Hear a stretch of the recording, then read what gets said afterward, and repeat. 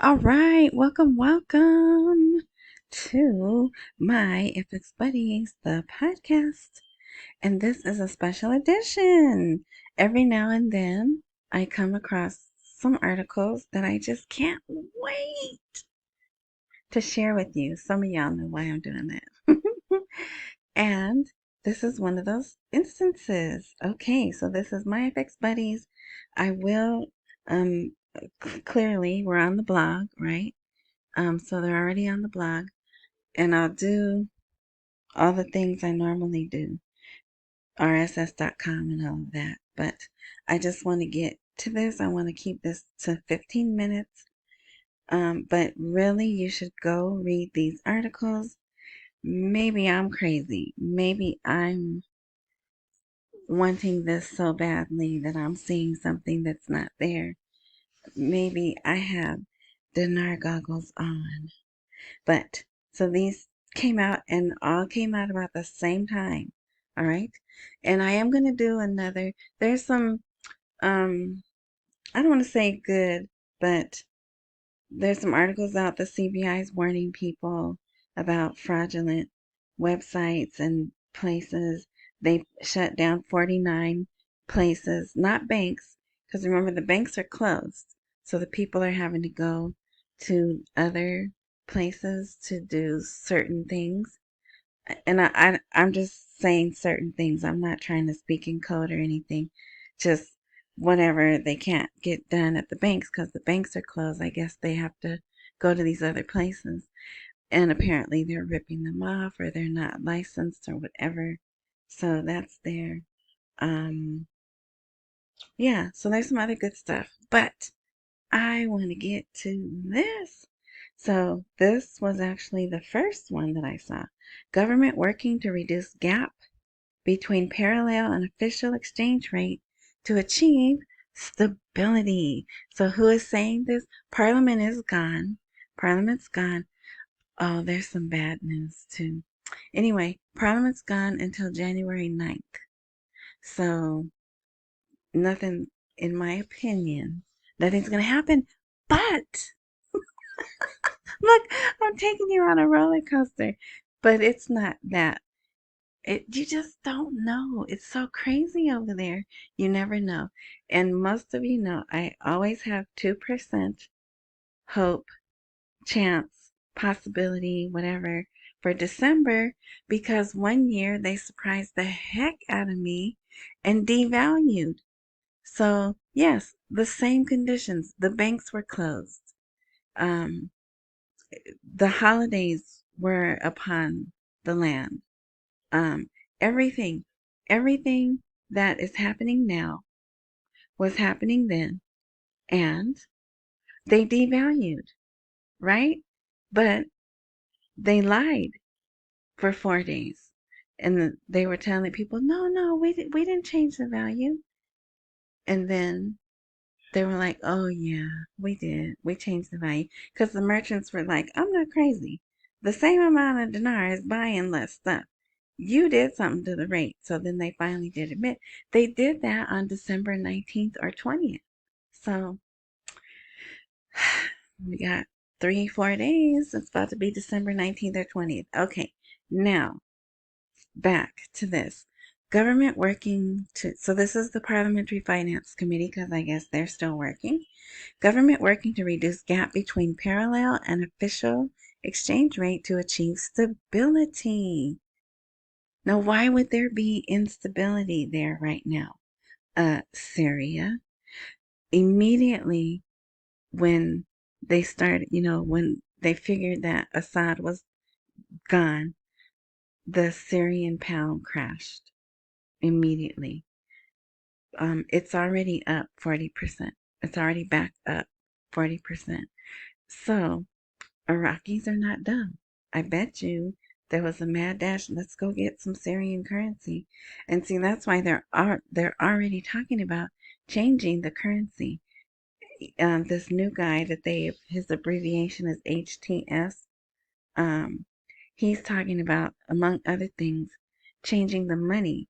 And when he talks about the money, he calls it a lira, but it's been a Syrian pound for a while. So he's already saying they're going to have new money, and he calls it the lira. So maybe he's even going to totally change that, right? But so for now, it's still the pound. But yeah, so I bet you there was a lot of people rushing over there to get the Syrian money so they could turn it in. You know, they got it at the low, and as it's rising, they'll turn it back in, or, use it or whatever. Okay. Parliamentary Finance Committee explained on Monday that the government is working to reduce the gap between the parallel and official exchange rates to achieve stability, while indicating the Iraqi economy will not be affected by the deteriorating conditions in Syria. And see, what are we being told? We're being told it's a smooth transition.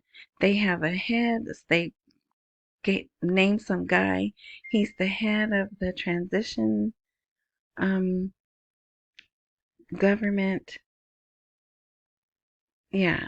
So everything, they're trying to tell us everything's going smooth, although we know it's not. They're torturing certain people that believe in Christmas. You know, there's a bunch of different factions there who want power. Iran wants power. So this thing with Turkey it could be bigger than what they're saying. But I'm sorry, I said Turkey. I meant Syria. Okay. So here's the committee member. They said in a statement, the government and the central bank have taken several important measures to confront the security and economic challenges in the country, especially in light of the deteriorating conditions in Syria. So maybe the deterioration in Syria is going to speed them up. Oh no, the Houthi man is on TV yelling again. I apologize.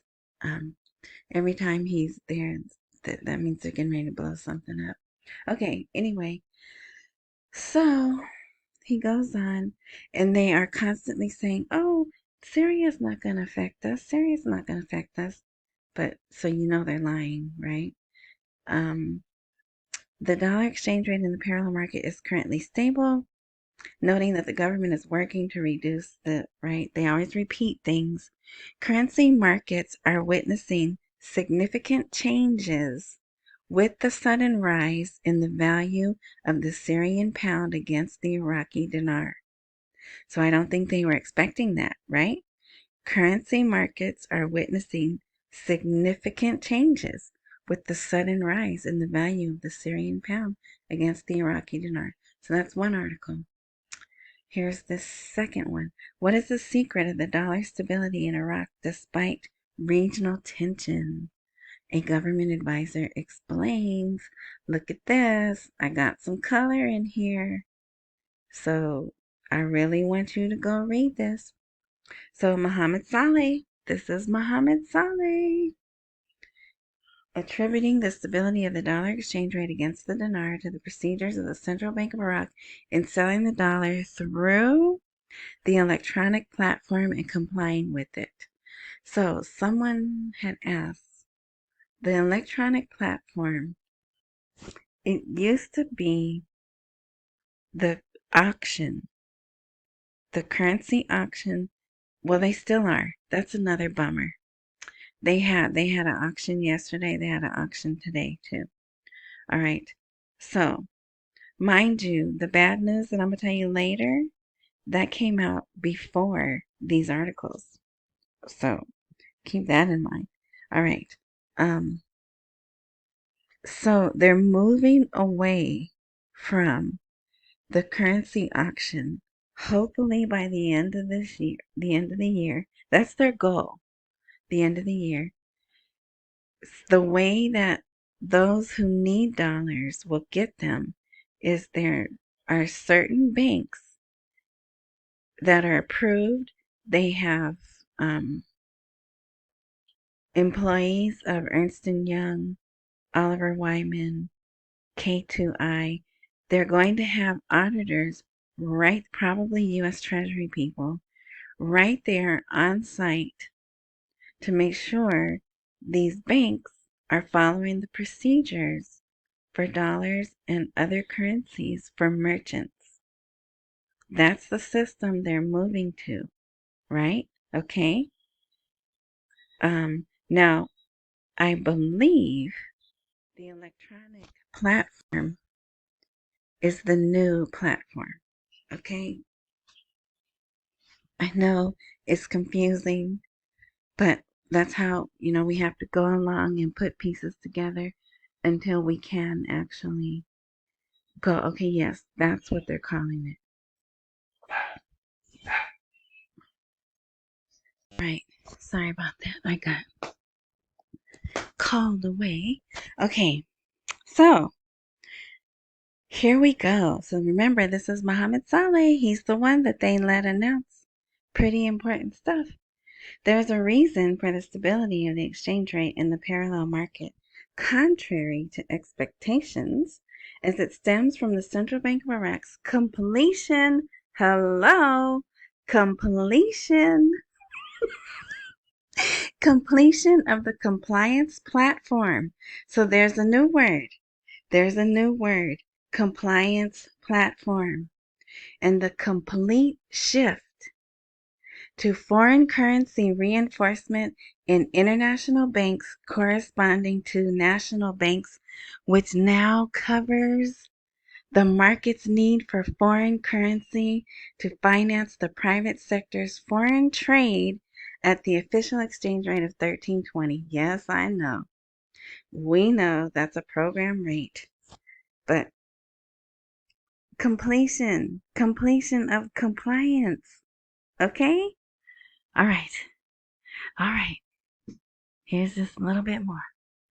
He explained that the period of anticipation and anxiety about the transition to the new situation has been absorbed. Remember, there were those economic people and financial people, and they were like, you say you're going to do this, but I don't see how. You're not giving us details. And remember, I kept saying they don't need details because it's none of their business, and all they're going to do is leak it out anyway. Anxiety. The period of anticipation and anxiety about the transition to the new situation has been absorbed by the ability to successfully and smoothly finance trade and other transfers through the direct relationship between the Iraqi bank and its correspondents abroad, reinforced by foreign currency that is purchased at the official price for customers to finance their trade, especially import trade, without rejection or disruption, as was the case during work of the platform. So the previous platform, when they had to go through the U.S. Treasury and the Federal Reserve, if something wasn't right, what happened? Denied. Remember, they asked for, what, $1 billion of their money? I think Iraq asked for $1 billion of their money, and we said, oh, we'll give you $500 million. Remember that happened earlier this year? Well, with this new way that they're set up, that shouldn't happen. Everything should go through the way that it's supposed to. If everything's done right, then they have the auditors there. And I believe they're probably going to have a U.S. Treasury person there, at least for a while, right? Until they can know smuggling and money laundering is not happening. Okay, so there's one more. Now this one's really long. You should read it, but you probably won't. Iraq loses control of the dollar. And that actually, this I feel is a old article. This whole part here, it's old information. I mean, it says what the rate is, the 1510, right? That's what the parallel market rate is today. And it talks about fluctuation, and they blame it on manipulators, speculators, all of that. So it's basically stuff we already know. So then what they did was they came in and they put 2 new sections here. So here's new reasons why they're not controlling the dollar, But what they really mean is the spread between, right, the parallel market and the official. So it says, in addition to the previous reasons, there are other new reasons, as the economic researcher Ahmed Eid, EID, attributed the increase in demand for the dollar and its withdrawal from the markets as thus the rise in its prices to the fact that the change in Syria has caused damage to the interests of many militia leaders and influential people amid fears of targeting Iranian interests, which they are, right? If you don't know, the Iranian money is at all-time lows. It hit 770,000 riyals per dollar. People are pulling away from them. They're not openly, I'll say they're not openly buying oil because they're like, hey, you know who's backing down, and we can't mess with you right now. We'll come back in 4 years, but yeah. So they are targeting Iranian interests and influence in Iraq, which led to a great increase in demand for the dollar and its withdrawal from these markets. So where's the dollar going? The people are getting the dollars, and where's it going? Probably to Iran. So how do they stop that? Revalue, totally get rid of dollars, right? And have the new money out. That's one way to solve it, right? Who knows what they'll really do. So yeah, that is that. There's more there. That's a really good article. You should read it if you can. And I know you can. Okay, so here's the second new part. The platform effect. Look, I'm over 15 minutes. All right, regarding fears of the dollar rising after the electronic platform is terminated. So that sentence makes it seem like they're calling the auctions the electronic platform, right? And maybe they are, because today we got a new word, right? The new word was compliance platform. So we'll see. Okay, so just keep that in mind. But whatever, that old way is going away. The central bank will stop working on the platform it created in 2023, and the dollar transfer process will be limited to foreign banks and those who have correspondents, which is those banks in Jordan and other Gulf nations, remember? And this is an injustice to local Iraqi banks that have begun laying off their employees. See, there's a lot of stuff in this article. I could have took the whole 30 minutes going over this one article. There are 4 banks that will eliminate Iraqi banks and will control and dominate the Iraqi banking sector. Blah, blah, blah, right? Calling on the central bank to guarantee Iraqi banks in the U.S. Federal Reserve and the Treasury Department, and to help Iraqi banks to have accounts in JP Morgan and Citibank. So they're saying it's not fair. Once you switch over to this new way, no one's going to use our banks for dollars, right? They'll have customers come in, but merchant and getting dollars and other currencies the right way, they're not going to be able to use them because they're not compliant. So there's that, and I'm sure you heard that before. And then this section here is long. This section right here could be an article by itself. But here they talk about during the year 2024 and until now, 95% of the transfer process from the electronic platform to the mechanism of correspondent banks directly has been achieved. So, remember I told you this is old information. And the one today said it's complete. Woo! All right. So, I keep saying I'm not going to read you this whole. Here, he added in this regard, 13 banks have actually begun conducting transfer operations with the prior audit mechanism that has been agreed upon and approved in addition to transfers in dollars. So they've been doing this. They had their trial run. They've been doing it, and they will have central bank published instructions for those who need it, right? So then those bankers and experts, they'll shut up, right? Because then they'll have the details they want. Whew. So I'm excited. This, even if it's not, this has brought me more hope um, that they may move sooner than June. I know I just crashed you. I know. I know. I apologize. But this threw me for a loop, especially the one talking about it's completed. And then in light of the deteriorating conditions in Syria. Ooh. All right. This one I would share. I try to stay focused. You know me. But this is really good. Really positive. Um, yeah. So this is one of the ones that I would share with people and say, it doesn't mean we're going to the bank tomorrow. Uh, there's my little roommate. But yeah. So thank you for listening. I hope you can see how good this is. If you have questions, leave the questions. I'm lazy. I don't like typing a lot, but I'll try. I'll try to answer your questions the best I can. And thank you. All right.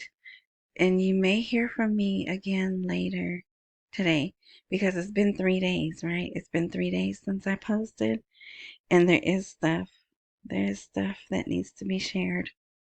All right. So thanks again. Accumulate while we wait for the rate to appreciate. Don't miss any meals and pay all your bills. And like, share, all that stuff that I'm supposed to say that I'm not because this is a special edition. All right. Enjoy the rest of your morning, night, noon, whatever time frame you're enjoying this content. And until next time.